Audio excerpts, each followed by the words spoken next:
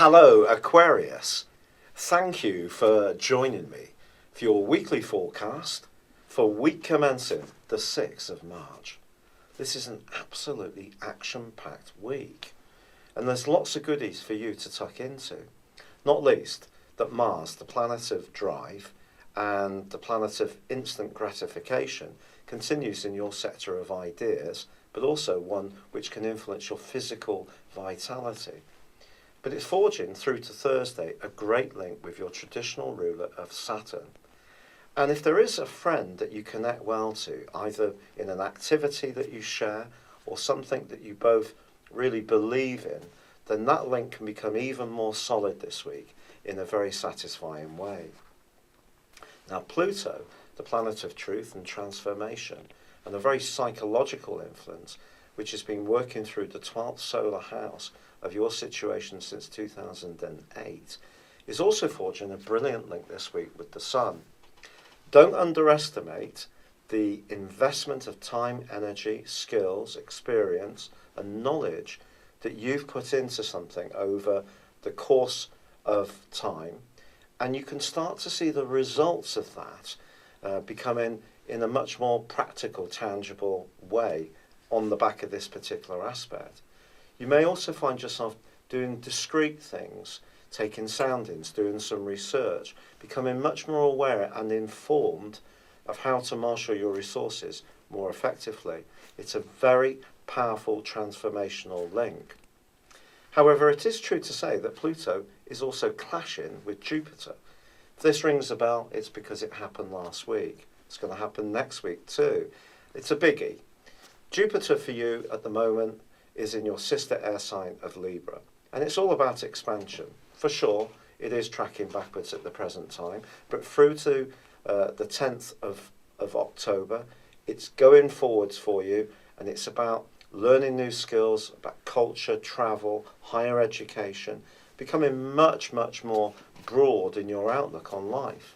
Now, you can be a pretty inquisitive person anyway, but its angle with Pluto suggests that your knowledge can definitely be evolving, but it's also important not to overstate the extent of that too soon and expose yourself in a situation which you're not quite ready for. Jupiter is also forging a quincunx with the Sun. So if you're thinking of splashing out, again, think about whether it's really necessary or whether you're going to end up with a sense of buyer's remorse. So keeping a sense of proportion about what's expanding in your world is not being negative on my part or with the stars. It's simply about being realistic. And the Sun's angle to Pluto is like, it's a more step-by-step approach. It's the same with Saturn and Mars. It's a thorough, grounded approach to expansion in your situation. But if you just go for it in a big way, it could throw up some hidden obstacles that you're not expecting, or people could feel almost a little bit intimidated by you, I feel. So try to avoid that trap.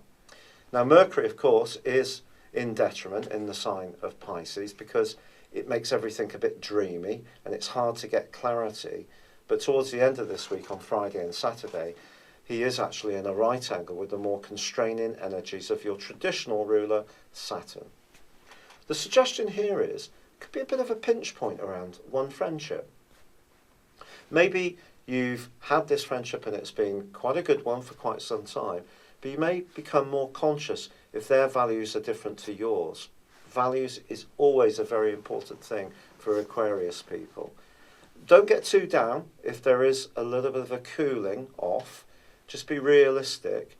Things are still going to be bubbling away for you, but you also need to feel that you can change, that you don't have to be only governed by being a good egg, that you can also earn extra money, grow your resources, and feel okay about that.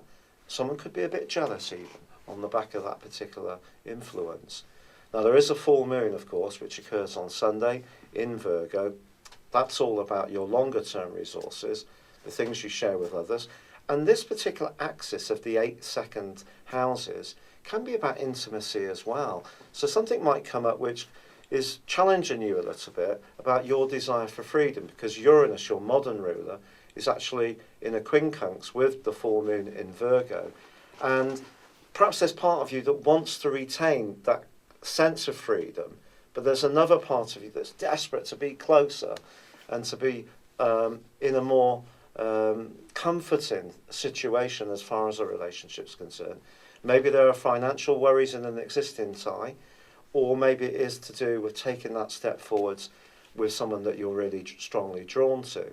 Certainly with the sun in the second solar house, the appreciation of creature comforts, of good food, wine, of calorific goodies is certainly not going to be diminished, but it is all about proportion. So the full moon is about keeping a balance between what's coming in, going out, but also about how you interact with others. But Uranus is there making you a little bit sort of wanting to not perhaps quite commit, hold back a little bit. It's a bit of a challenge for the following couple of weeks.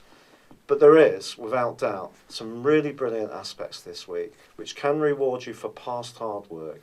It's just making sure that your expectations are realistic when it comes to the things that you're expanding in your situation.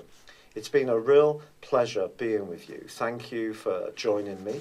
Good luck and goodbye for now.